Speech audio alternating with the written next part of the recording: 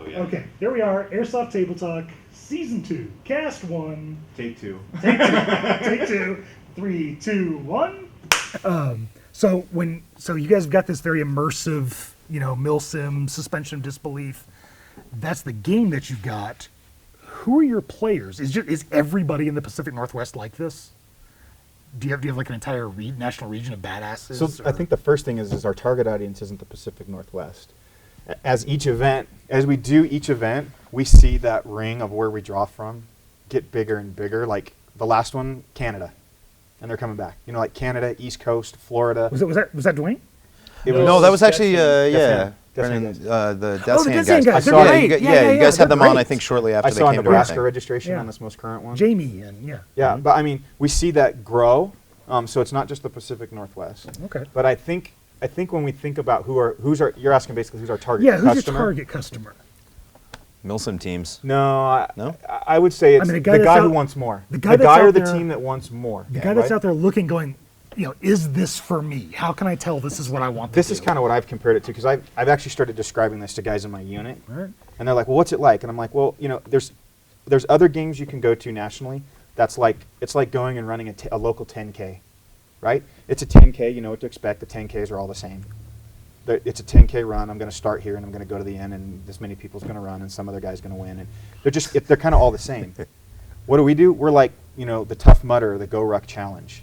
We're like, do you have? I mean, sure, it's easy to go run Tough a 10K, right? I'm a Tough Mudder too. All We right. had this conversation, Word, yeah. but it's like, it's not just can you go run 10 or 12 miles. It's can you do the obstacles? Can you be Yeah. a team player? Can you? Can you be Yeah, electrocuted? and that's sort of the shift in American cultures. We're always wanting more. What's the next big thing? Mhm. And so that's kind of who our targeting audience is who wants the next big thing. Are you okay with playing for 4 3-hour blocks in a cool AO, or do you want to do a full 40-hour immersive, challenging? I'm tired. No lunch breaks. No lunch break. Yeah, you eat tactically. I mean, if you fall asleep on security, your whole side gets Oh yeah, that waxed, was awesome. So which happened at our last event. DAIHL Happened at Outpost. Eastwind too. Yeah. Bast Olson. Right. No, I mean Douchebag. exactly. Like if your platoon falls asleep on security, the whole company gets waxed and everybody makes fun of you. Our producer squad guy fell asleep. Okay, They got wiped yeah. out. I mean, this happened to us at DAIHL Outpost. Like we had a platoon that was tasked to be the security At the cop. at the U.S. cop that we built with foxholes and mortar pit and the whole 9 yards, and they fell asleep. And so I wake up at 5. All of them. They didn't. Oh, like, yeah. put a- they didn't No. put a Collectively, stag or everyone anything. fell asleep. Collectively, the whole Oh, they're so cute. They're 100 like and, puppies. we had the militia guys in there. So there's probably like 120, 130 dudes, just all asleep. And I wake up to the sound of BBs hitting tents. And so I'm laying there next to Owen Ross, who's my a good friend and as well as my company medic on the Army side. He came to volunteer to help out. And I look over at him and we're like, it's like the scene from Platoon where we like pull the sleeping bag thing over and pretend like we're already dead. And they like a handful of 5 or 6 Russians Yeah, sweep the through. Russians did a DONA attack, a squad did a DONA attack. And Yeah. just It wasn't planned. It was just something that the players decided they want to do, and because of the way we design the events, it allows that. Those treacherous Russians. And so they sweep through, and they do their damage, and then I get up, and I'm like, I look at the first guy that I know is a squad leader. I'm like, dude, give me 9 dudes right now. And so he starts piecing together 9 dudes. I run, I grab a couple grenades and a rifle, and he doesn't know what's going on. And we've got guys going, well, wait, I got to get my cool guy. I got to get my helmet on. And I'm like, dude, 9 guys walking out now, whoever's ready. we're Boots, going. rifles, let's go. Let's go. And like, that's not a planned mission. Like I had the guys afterwards, was that planned? I'm like, no, that was just That was me just on fun the to fly. I'm contact. like, because I could hear the Russians moving away, and I'm like, oh no, they're not getting away with this. And so I grabbed 9 dudes. I quickly assigned roles. Had the company medic grab a couple water bottles, so I had some revive, and we went out and did a doctrinally correct, ambush on a Russian mortar team, or not a Russian mortar team, a Russian machine gun team that was guarding a major intersection. Like all on the fly. And the event and the scenario affords that at 6 o'clock in the morning. Yeah, that's the idea anyway. Yeah, so if you're the airsofter that wants like a full 8 hours of sleep and Yeah, if you hot want to go shower back and to the hotel everything. room and you want to go to Red Robin for this, or If you want to get this isn't super your game. hammered, drunk, like this is not for you. if you want to, like there's a lot of airsofters that are starting to get in sort of the military reports and lace reporting, liquids, ammo, Yep. casualties, and equipment. But it has no meaning if everybody's carrying 5,000 BBs. If And- I give you 500 And and you just assaulted I through, wanted you to it get that. has meaning. Yeah. So yeah, I walk into your game at MilsimWest and they're like, oh, okay, here's your 500 rounds. Oh yeah, it freaks people out. What? And then what? Right. And that's After I'm done with this, then what? and the point, what we're trying to get to is that and we haven't quite made it yet. I think at this next event we're going to have it, is that when you roll, if your platoon sergeant hasn't coordinated with the first sergeant and doesn't have that reach back plan, and you've extended beyond your supply line, your PL better be one smart dude, and you better start dumping out the saws and cross-loading or whatever you got to do, because we're not just going to give you a whole bunch. And another thing we've done in the past is the platoon sergeant will come up and go, I need 1,500 rounds. Okay, great, here's 1,000 or here's 500. Yeah. We'll purposely short you to see what you can do with it. To make you think. Yeah. And the other thing you could do is at MilsimWest events is you can take the enemy's ammo.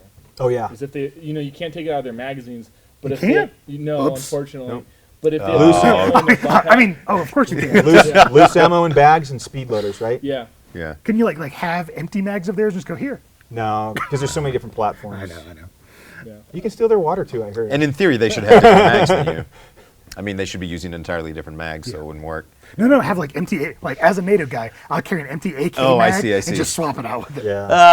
That gets into a whole level of dealing with people's stuff, which would be fun, but you kind of need. I'll only do that with like an invite-only game. where Yeah, you need- everyone's. I'm everyone okay with knows you everybody. stealing my stuff. You're okay with me stealing your stuff. So You know, another example of total kind of what strangers, you can though. expect is we did a long movement at the last game, and I had this like militia crew, and we trained them up, and we actually helped the players in the early stages of the game. We built a rifle range, and we actually worked and had them zero in their sights I so and their wanted to go to pecs. that. I couldn't get a flight. We did it at different known distances, and we did it with the machine gun teams, teaching them proper trigger control and how to sweep an area. And so we did some training, and then we took them out. And at one point, we were on the southern end of the AO, and there's the Russian command vehicle with all their water resupply in the back.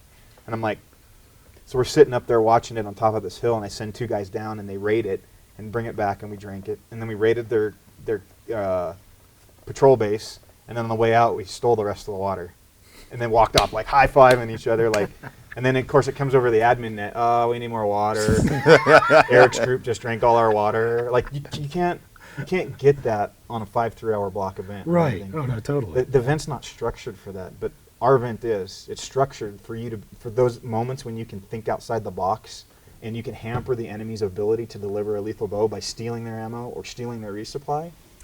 It's pretty sweet. Well, and also, I mean, with the nature of like the kind of the normal airsoft game that goes in the 5 or 7 hour blocks or whatever it is, it doesn't really give you the chance to become affected by fatigue, Right. of hunger, And it of makes things kind of dehydration. unrealistic because everyone's at such a like Exactly. high level of alert. They're all riding And you all their start Red at the Bull, same place. Right. rush. You all start at Yeah. the same place, every 3 hour block. Okay, back here. Okay, here's the flag in the middle. Go!